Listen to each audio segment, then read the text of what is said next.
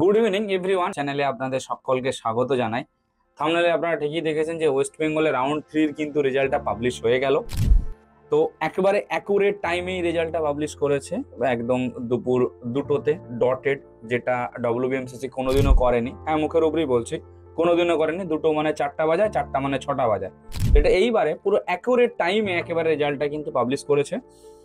তো যদি দেখি যে ম্যানেজমেন্ট কোটাতে কাট অফ কত গেল, অনেক লো স্কোরে স্টুডেন্ট রয়েছে যাদের 180-র নিচে স্কোর রয়েছে বা 190-এর নিচে স্কোর রয়েছে বা 200-র নিচে স্কোর রয়েছে।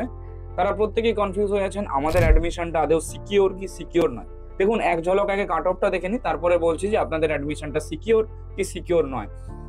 সবার প্রথমে যদি দেখি, দেখুন কেপিসি মেডিকেল কলেজে এইবারে কাট অফ গেছে 1,07,007। হ্যাঁ, ঠিকই শুনেছেন, 1,07,007 কিন্তু কাট অফ গেছে।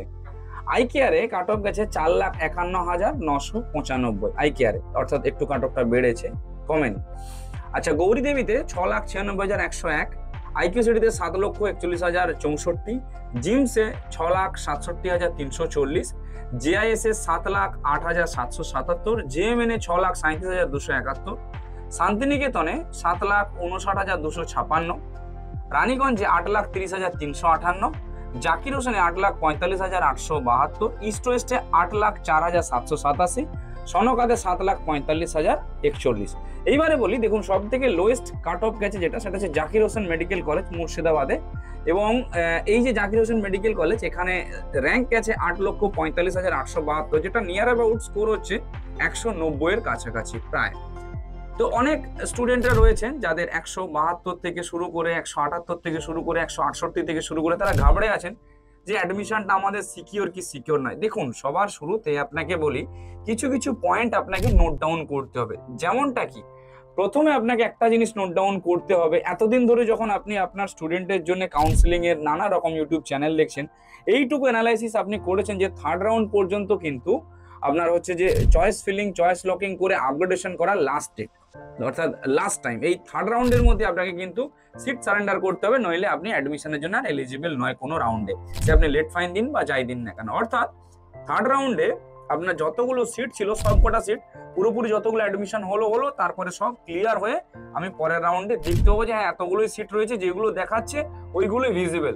মানে থার্ড রাউন্ড পর্যন্ত যে সিটগুলো দেখাতো সেগুলোর বাইরেও কিছু সিট খালি ছিল যেগুলো আমরা দেখতে পাইনি। ফোর্থ রাউন্ডে কিন্তু এইরকমটা হবে না, যেটা আমরা সব সিটগুলোই দেখতে পাবো সিট ম্যাট্রিক্সে।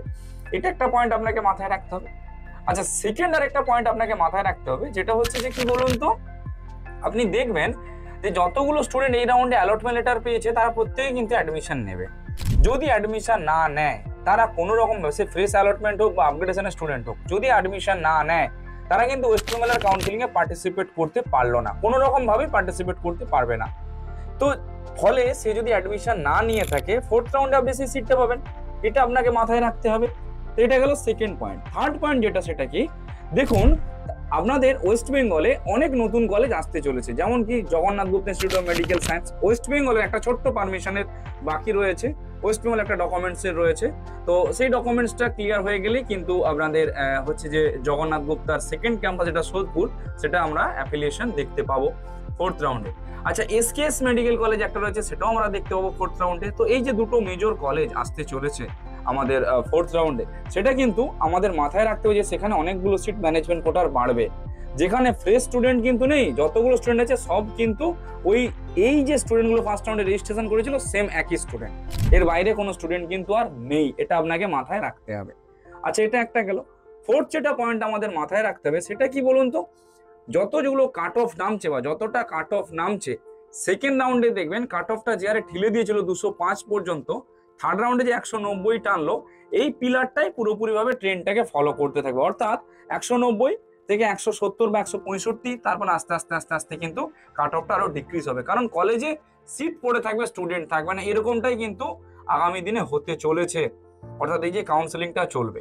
আচ্ছা, ফিফথ যেটা পয়েন্ট আপনাদের মাথায় রাখতে হবে, দেখুন আপনারা আগের বছর বা তার আগের বছর বা তার আগের বছর যবে থেকে অনলাইন সিস্টেমটা এসেছে কাউন্সিলিং এর, অর্থাৎ সিট ভ্যাকেন্ট থাকলে যে কলেজের হাতে তুলে দিত 2022 সালের আগে, যে অফলাইন রাউন্ড করি আপনারা ডিরেক্ট অ্যাডমিশন নিয়ে নিন, সেইটা যবে থেকে উঠিয়ে দিয়েছে বা যেদিন থেকে উঠিয়ে দিয়েছে সেদিন থেকেই টিল নাও এখনো পর্যন্ত দেখবেন গভর্নমেন্ট থেকে যতগুলো কাউন্সিলিং এর নোটিশ দিয়েছে, অর্থাৎ 4টা রাউন্ডে নোটিশ দেয়, তার বাদ দিয়েও কিন্তু আরো 2 থেকে 3টা রাউন্ড এক্সট্রা দেয়।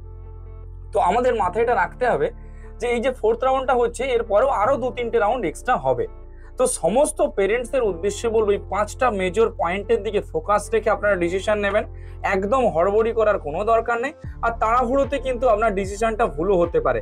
আপনার ডিসিশন নিতে যদি কোনো অসুবিধা হয় বা কোনো প্রবলেম হয়, আপনারা আমাদের সঙ্গে কনসাল্ট করতে পারেন। আমাদের কাউন্সিলর রয়েছে যারা শুধুমাত্র আপনার জন্য একটা স্পেশাল কাউন্সিলর ডেডিকেট বা অ্যালোকেটেড করা থাকবে, যে আপনাকে প্রপার ওয়েতে গাইড করে অ্যাডমিশনটা করিয়ে দেবে। এবং অ্যাডমিশন রিগার্ডিং কারো যদি কোনো রকম হেল্প লেগে থাকে বা সাপোর্টের প্রয়োজন হয়, বা কাউন্সিলিং রিগার্ডিং কারো যদি কোনো হেল্প লেগে থাকে বা সাপোর্টিং এর প্রয়োজন হয়, আপনারা আমাদের সঙ্গে কনসাল্ট করতে পারেন। আমরা একদম অল্প ফিসের বিনিময়ে পুরো কাউন্সিলিং সাপোর্টটা দিয়ে থাকি। Thank you.